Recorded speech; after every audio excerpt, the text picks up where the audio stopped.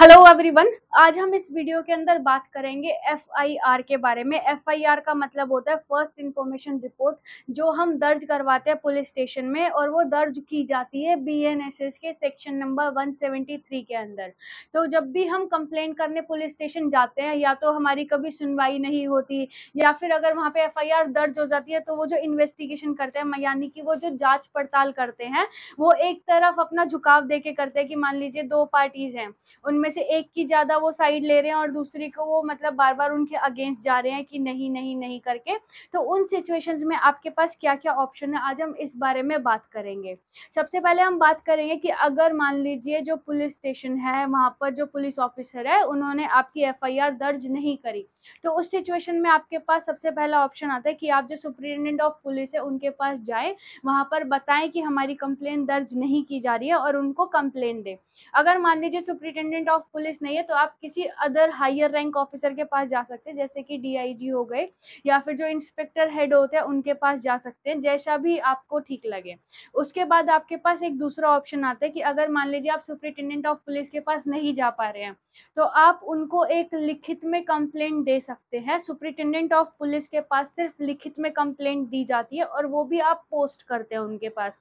लेकिन जो हम नॉर्मली पुलिस स्टेशन में एफआईआर देते हैं वो 3 तरह से होती है, एक लिखित, एक मौखिक और एक आप कॉल करके दे सकते हैं। तो ये 3 ऑप्शन सिर्फ हमारे पास नॉर्मल एफआईआर के लिए। जब हम सुप्रिटेंडेंट ऑफ पुलिस के पास एफआईआर करेंगे तो हम लिखित में ही पोस्ट करेंगे। उसके बाद मान लीजिए अगर सुप्रिटेंडेंट ऑफ पुलिस जो आपकी कंप्लेंट भर लेते हैं, उनको रिसीव होती है, या फिर आप जब कंप्लेंट देकर आते हैं, अगर उनको लगता है कि इस मामले में जांच करने की जरूरत है, या फिर मतलब ऐसा कुछ पेचीदा मामला है, तो उस चीज के अंदर वो या तो खुद इन्वेस्टिगेट कर सकते हैं, या फिर अपने जो सबऑर्डिनेट ऑफिसर्स है, सबऑर्डिनेट मतलब जो उनसे नीचे ऑफिसर्स है, उनको ऑर्डर दे सकते हैं कि वो इस मामले की जांच पड़ताल करें। अगर मान लीजिए फिर भी आपकी सुनवाई नहीं होती, मान लीजिए सुप्रिटेंडेंट ऑफ पुलिस के पास भी आपकी सुनवाई नहीं हुई, तो उस सिचुएशन में आपके पास बच जाते हैं 2 ऑप्शन। उन 2 ऑप्शन में से हम पहले की बात करते हैं। सबसे पहला ऑप्शन है कि जो आपका जो एरिया है वो जिस भी कोर्ट के अंडर आता है, जैसे जिस भी कोर्ट की जुरिस्डिक्शन है आपके एरिया के अंदर, तो आप उस कोर्ट के पास जाएंगे और वहां पे कंप्लेंट दर्ज करवाएंगे कि आपने ऐसे ऐसे थाने में complaint the, superintendent of police के पास कंप्लेंट दी, लेकिन आपकी सुनवाई नहीं हुई, तो आपने कोर्ट का दरवाजा खटखटाया। उसके बाद आपके पास जो दूसरा ऑप्शन बचा था वो है कि आप ह्यूमन राइट कमीशन के पास जाके कंप्लेंट कर सकते हैं।